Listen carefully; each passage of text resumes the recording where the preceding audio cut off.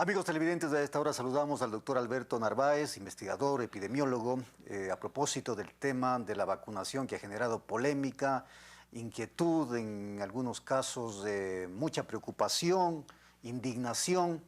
En todo caso, doctor, bienvenido. Gracias por haber aceptado la invitación a este diálogo. Estuve revisando declaraciones suyas en Diario La Hora.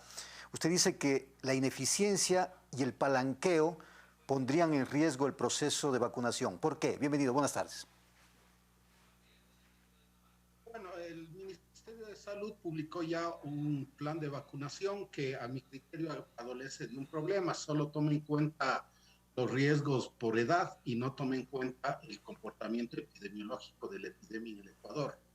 En más o menos unas 35 cantones se acumulan el 80% de muertes en exceso y probablemente por COVID en el Ecuador.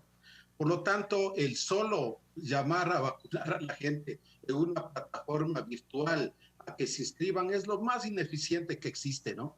Usted tiene varias usted tiene varias herramientas que puede usar, como por ejemplo el padrón electoral, en donde están inscritos todas las personas por grupos de edad. Y hay que ir a vacunar primero los cantones y parroquias donde ha habido, y hay este rato en los últimos 2 meses, más muertos, porque ahí vamos a ser más eficientes, vamos a ser más costo efectivos. Es decir, vamos a tener muy pocas vacunas. Por lo tanto, hagamos de cuenta que nos van a llegar en los próximos 2 meses 1 millón de vacunas.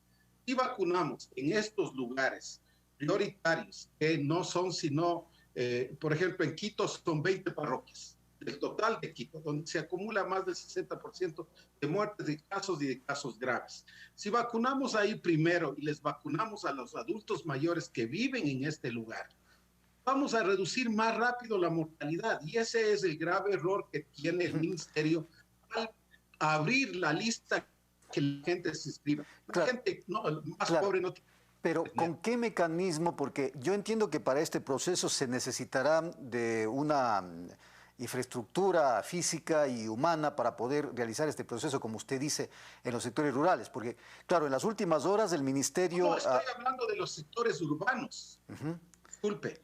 Las muertes se acumulan en las grandes capitales de provincias porque esta enfermedad, igual que otras virales, neumonías virales, tienen que ver con la densidad poblacional. Más bien el nivel rural ahora es el menos afectado. El problema es que cuando llega a nivel rural les basta y mata a muchos por el pobre acceso a servicios. Ahora, doctor, Pero este rato, en las últimas 4 semanas, mueren más en las ciudades. así es. Ahora, doctor, el gobierno ha anunciado en las últimas horas que en la plataforma que usted ha cuestionado, o por lo menos ha criticado, en la plataforma se han inscrito ya 230.000 personas, por un lado. Por otro, que que ya automáticamente están inscritos aquellos que son adultos mayores afiliados al IES, aquellos que constan en la base de datos del MIES. ¿Esto no es suficiente? Es decir, ¿esto no es práctico a la postre? Bueno, puede ser práctico, sobre todo con las listas del seguro, pero los que tienen mayor riesgo son los trabajadores informales, los que no tienen jubilación ni trabajo fijo. Afecta más a las familias más pobres del COVID. Y eso ha hecho que se concentre en muy pocos parroquias, por ejemplo, de la ciudad de Quito, y eso va a hacer que se aumente la inequidad, es decir, se vacune a los que no tienen tan alto riesgo, porque hay 1.500.000 adultos mayores de 65 años. Mayores de 75, que son de más riesgo para morir, son aproximadamente 400.000. Entonces hay que comenzar por los mayores de 75 años en los lugares donde se concentran las muertes y los casos. Eso es lo más costo efectivo. Así se ha hecho el control de epidemias y debe volverse a hacer. Entonces, la crítica que yo hago es que la famosa plataforma no diferencia los niveles de vulnerabilidad social y de riesgo de muerte diferenciales entre los mismos adultos mayores. Ahora, doctor, claro, se realiza el proceso de inscripción o se realiza, diríamos, el proceso de recopilación de información de los adultos mayores que están en esta fase 1, como los sectores prioritarios, pero las vacunas todavía no están acá. Es decir, ese es otro tema. ¿Cuándo se realizará el proceso de vacunación en sí? Porque lo uno es la inscripción. Si se logra superar diríamos, esta etapa de inscripción, luego viene de vacunación. ¿Cómo ve usted esto a futuro? Ese es uno de los problemas serios y que va a haber otro problema adicional. El Ecuador hizo compromisos con AstraZeneca para la compra de 4 millones de vacunas que llegarán algún rato. El problema es que con estas evidencias que en realidad hay que esperar los resultados de las investigaciones que dicen que ha producido trombosis, va a haber mucha gente que no va a querer vacunarse con la vacuna de AstraZeneca, lo cual, lo que pasa es que llegan las noticias y se quedan.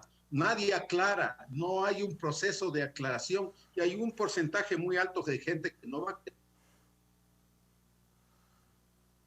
Sí, bueno, se nos quedó el internet. Sí, hay un porcentaje alto de gente, y a eso iba la próxima pregunta, doctor, de gente que no se quiere vacunar o que ha dicho yo no me voy a vacunar por todas las consideraciones que usted ha manifestado y por ciertos temores.